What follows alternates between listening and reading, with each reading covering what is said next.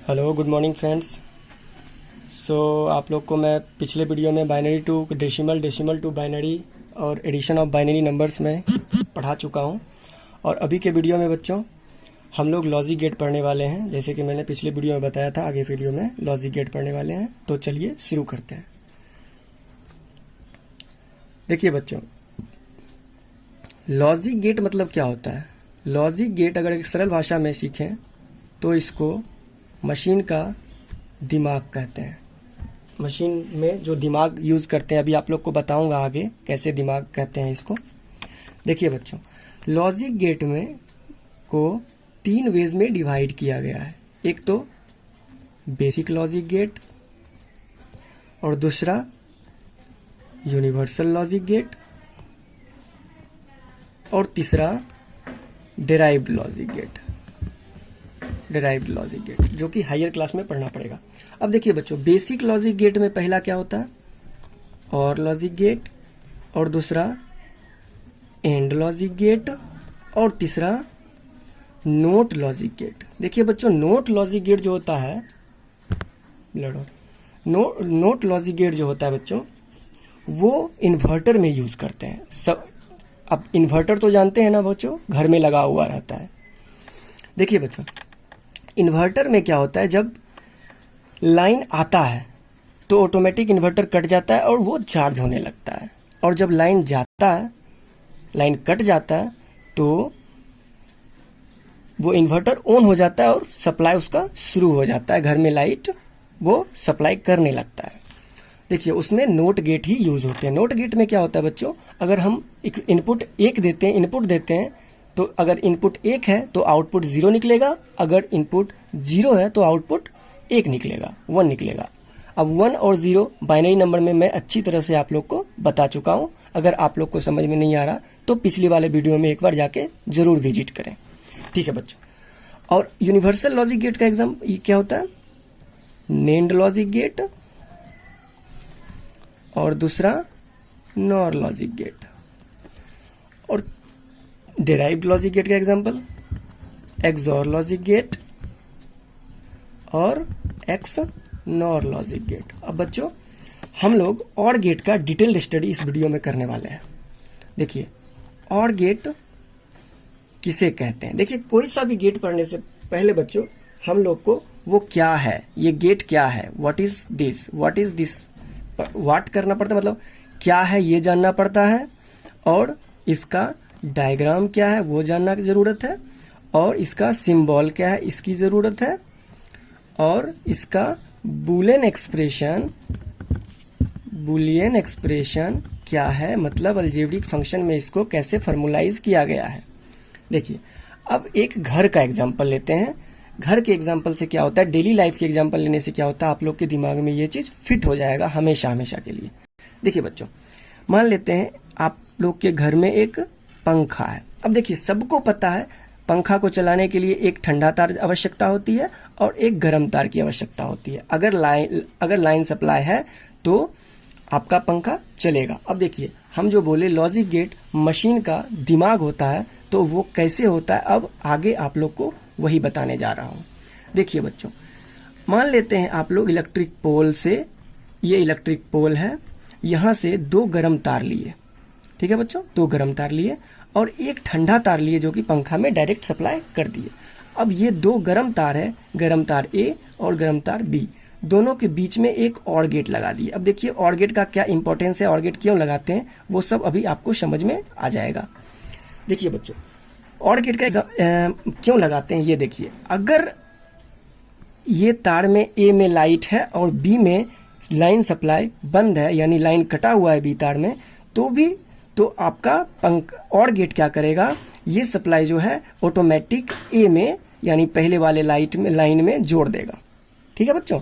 और जिसके जोड़ने से ये पंखा ऑटोमेटिक चलने लगेगा। अब देखिए, अगर मान लीजिए तार ए में लाइन कट गया, तार बी में आ गया, तो और गेट का फंक्शन है वो किसी एक में भी सप्लाई रहेगा तो वो ऑटोमेटिक ये बीच में अब जोड़ देगा। यानी ए में कट गया तो बी में जोड़ देगा, बी में कट जाएगा तो ए में जोड़ देगा, और आपका पंखा चलेगा। अब बहुत बच्चे का क्वेश्चन होगा, सर दोनों में वोल्टेज रहे, दोनों में लाइन रहे तो? हाँ बच्चों, सही क्वेश्चन है। दोनों में अगर लाइन रहता है तो अपन लोग देखेंगे वोल्टेज किस में ज़्यादा है, जिसमें ज़्यादा वोल्टेज होगा उसमें और गेट ऑटोमेटिक कनेक्ट कर देगा। अब बहुत बच्चे ये भी बोलेंगे दोनों में समान वोल्टेज हो, तो हाँ, दोनों में अगर समान वोल्टेज है तो एज यूजुअल जैसे पहले कनेक्ट था उसी तरह कनेक्ट रहेगा और अपना पंखा चलते रहेगा। तो यहाँ से हम लोग क्या सीखे बच्चों, और गेट का क्या यूज़ होता है कि अगर एक में भी इनपुट है यानी एक तार में भी करंट सप्लाई हो रहा है तो आपका पंखा चलेगा, यानी और गेट आउटपुट सप्लाई करेगा। अब देखिए बच्चों, इससे अपन लोग एक ट्रुथ टेबल बनाते हैं। ट्रुथ टेबल सत्यता सारणी हिंदी में कहते हैं बच्चों, ट्रुथ टेबल। देखिए, अब इनपुट निश्चित सी बात है, कोई भी इलेक्ट्रिकल इक्विपमेंट में आप इनपुट दोगे तो उसका कुछ ना कुछ आउटपुट निकलेगा। यहाँ इनपुट क्या है बच्चों, यहाँ इनपुट है तार ए और तार बी, और आउटपुट क्या है वाई, वाई यहाँ लिख देते हैं, और ये फैन, आउटपुट फैन। ठीक है बच्चों। अब देखिए बच्चों, यहाँ हम लोग क्या सीखे हैं, देखिए तार ए में मान लेते हैं लाइन सप्लाई दिया हुआ है और तार बी में नहीं है तो भी पंखा चलेगा बच्चों, क्योंकि एक में सप्लाई है, ऑटोमेटिक इसमें कनेक्ट हो जाएगा। और मान लीजिए तार ए में लाइन कटा हुआ है और तार बी में है लाइन, तो भी पंखा चलेगा क्योंकि और गेट बी में सप्लाई कर देगा, कनेक्ट कर देगा। अब थर्ड में क्या करते हैं बच्चों, दोनों में लाइन है तो दोनों में लाइन है फिर भी पंखा चलेगा, जिसमें ज़्यादा वोल्टेज है उसमें कनेक्ट कर देगा। अब मान लीजिए बच्चों दोनों में लाइन कट गया, यानी शर्मा जी वर्मा जी सबके यहाँ लाइन कट गया, तब पंखा आपका बंद हो जाएगा, तब आपका आउटपुट सप्लाई नहीं होगा। यानी इससे क्या सीखे बच्चों, और गेट में क्या होता है कि इसका हिंदी मीनिंग ही या होता है। कहने का मतलब ये है कि ए या बी दोनों में से किसी एक में भी अगर सप्लाई है तब आपका आउटपुट मिलेगा, यानी आउटपुट मिलने का कहने का मतलब है आपका पंखा चलेगा। अब देखिए बच्चों, इसका सिंबल क्या होता है, और गेट का सिंबल क्या होता है। देखिए बच्चों, एक तीर जैसा बना दीजिए और इसको बीच में मान लीजिए एक मुक्का मारा, धंस गया, और दो वायर इनपुट में ए और बी और आउटपुट वाई। अब देखिए इसका बुलियन एक्सप्रेशन क्या होता है, अलजेब्रिक फंक्शन क्या होता है, फार्मूला क्या होता है, ये देखिए। आउटपुट निकालने के लिए कुछ ना कुछ तो फार्मूला होगा। अब देखिए y जो होता है वो summation of a plus B होता है। ठीक है बच्चों, a प्लस बी होता है इक्वल टू y, ये होता है बुलियन एक्सप्रेशन। अब देखिए बच्चों, यहाँ से ये सब तो आपको किताबी लैंग्वेज हो गया, ये सब तो ट्रुथ टेबल आपको बुक में सिंबल, व्हाट इज सिंबल, ये सब क्वेश्चन आएगा तो ये बना दोगे, आपको आंसर आ जाएगा, आपको नंबर मिलेगा। देखिए बच्चों, अब हम लोग एक नॉर्मल सा सरल भाषा में समझने की कोशिश करते हैं। आशा करता हूँ कि ये आपको बहुत बेटर से लगेगा ट्रिक्स। अब देखिए बच्चों, मान लेते हैं एक राम नाम का लड़का है जिसको राम को बिस्किट या, और मतलब बच्चों या होता है, हाँ बिस्किट, राम को बिस्किट या टॉफ़ी पसंद है, टॉफ़ी देने से वो खुश हो जाता है, देने से खुश हो जाता है।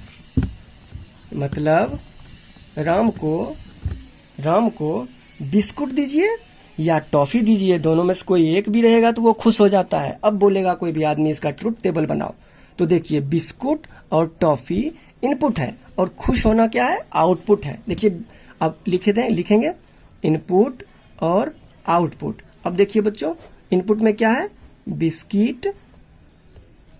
बिस्किट या टॉफ़ी, और आउटपुट में क्या है बच्चों, खुश होना, राम का खुश होना, ये आउटपुट है।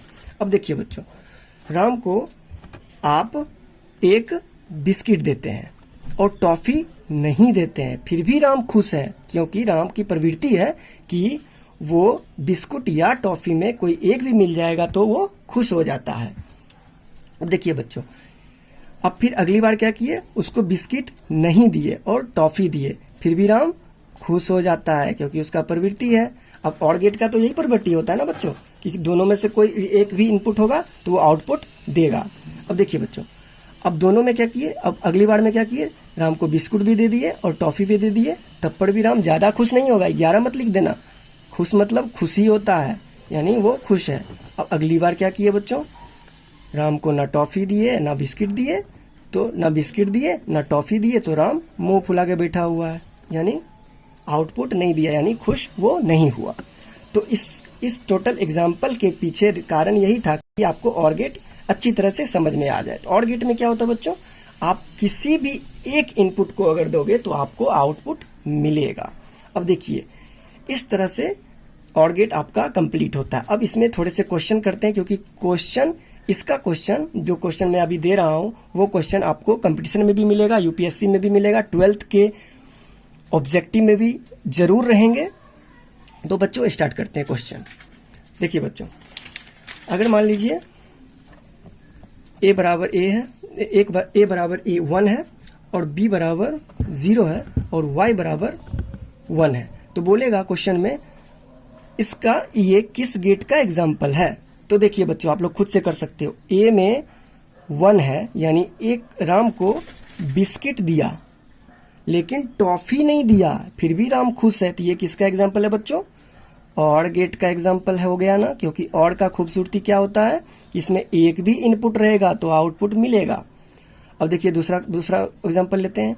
ए में 0 ले लिए, बी में 1 ले लिए और वाई में आउटपुट में 1 ले लिए। अब देखिए बच्चों, राम को बिस्किट नहीं दिया लेकिन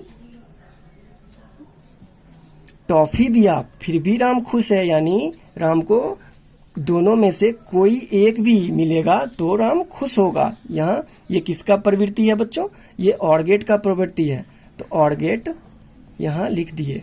तो इस टाइप के क्वेश्चन आते हैं।